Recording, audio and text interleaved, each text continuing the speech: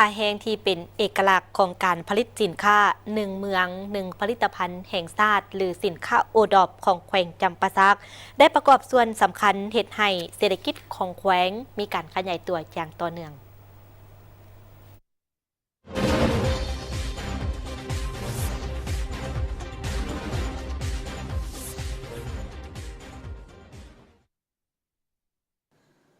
แขวงจำปาสักเป็นแขวงหนึ่งที่มีท่าแห่งด้านการผลิตสินค้า1 เมือง 1 ผลิตภัณฑ์แห่งชาติหรือโอดอปที่คันถึงได้เล็งเห็นและให้ความสำคัญเกี่ยวกับเวียกงานดังกล่าว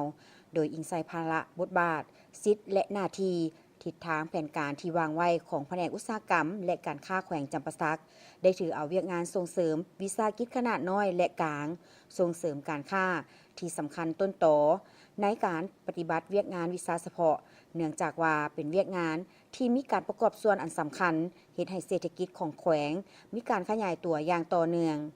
การผลิตสินค้าให้เป็นผลิตภัณฑ์ใหม่เพิ่มขึ้นเป็นหนึ่งนโยบายของรัฐบาลเพื่อแก้ไขปัญหาความทุกข์ยากและสร้างเวียกเฮ็ดงานทำโดยนำใช้เวียกงานการพัฒนาโอดอปนี้เป็นเครื่องหมายสัญลักษณ์นำไปสู่การผลิตแบบยืนยงอย่างมีประสิทธิภาพมีมาตรฐานคุณภาพและสามารถเข้าหาตลาดเป้าหมายได้โดยการจัดเลี้ยงบริมสิทธิ์ในการซุกยู่ส่งเสริมและกระตุ้นกลุ่มผลิตผู้ประกอบการเพื่อพัฒนาสินค้าของตน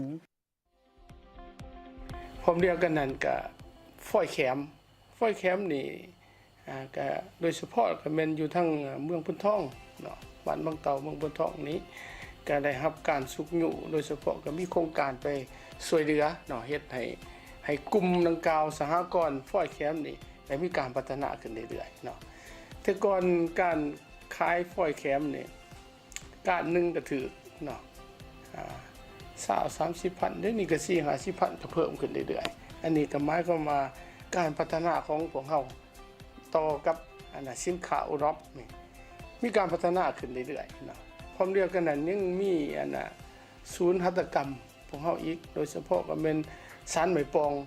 อยู่ทางเมืองโค้งเนาะบ้านพ้นสะอาดนั้นก็มีการนำสูงสุดนั่นแหละของพวกเราก็ได้ลงไปเบิ่งกับไปเบิ่งตัวจริงแล้วก็เห็นว่ามีการพัฒนาขึ้นเนาะแต่ใน2-3 เดือนที่ผ่านมานี้เนาะผม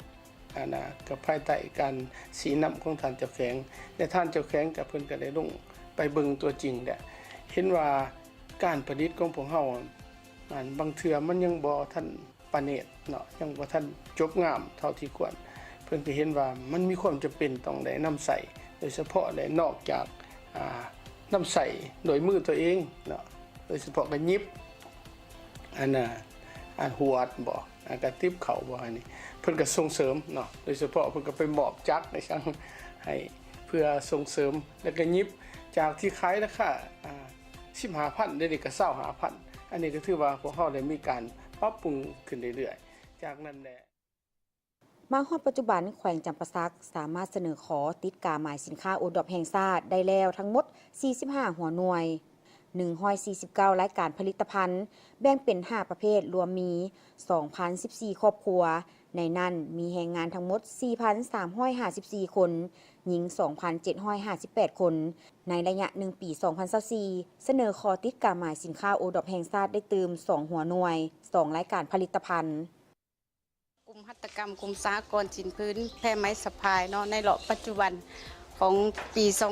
2025ของปัจจุบันพวกเฮาดีขึ้นในปัจจุบันในย้อนว่าพวกเฮาได้มีความเอาใจใส่และก็นำผ้ากับประชาชนที่เหตุการณ์ผลิตให้ถือกับยุคสมัยของปัจจุบันเพื่อก้าวเข้าสู่ตลาดที่ตามความต้องการของลูกค้าสหกรณ์ของเฮามันมีการขยายตัวเนาะจาก100กว่าครอบครัวมาเป็น200ปลายกว่าครอบครัวนะเนาะแต่ว่าทื่นเฮาสิซื้อวัตถุดิบก็บ่มีจังซั่นแล้วก็องค์คณะผักเมืองพ้นทองเฮานี้กับหอการอุตสาหกรรมการค้าเฮานี่เมืองพ้นทองก็บวกแน่นครับแผนกส่งเสริมหัตถกรรมแขวงเฮานี่นะเนาะเพิ่นก็เห็นว่ามีทุนของโครงการมาได้เด้บัดนี้เนาะเพิ่นก็นำทุนดังกล่าวหั่นแหละเนาะโดยเฉพาะแล้วมันทุนของโครงการ USAID เฮานี่เนาะหรือ USAID นี่แหละเนาะเพิ่นก็ได้นำทุนมาให้หมู่แต่เฮา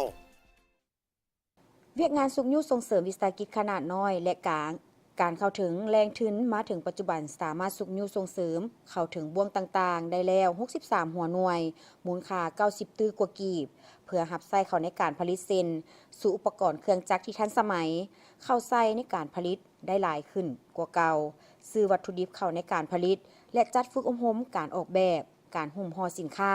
ให้มีหลากหลายผลิตภัณฑ์ การพัฒนาและการคัดเลือกสินค้าหนึ่งเมืองหนึ่งผลิตภัณฑ์แม่นให้ไปตามกลไกเศรษฐกิจของตลาด เอาความต้องการของตลาดสุกยู่ขบวนการผลิตตามการสั่งจองของลูกค้าที่เก็บซื้อซึ่งเห็นให้ความเสี่ยงของผู้ผลิตลดลงพร้อมทางปกป้องเอกลักษณ์ภูมิปัญญาและชื่อเสียงของผู้ผลิตโดยนำไส้กาหมายสินค้าหนึ่งเมืองหนึ่งผลิตภัณฑ์แห่งชาติติดไว้เป็นสัญลักษณ์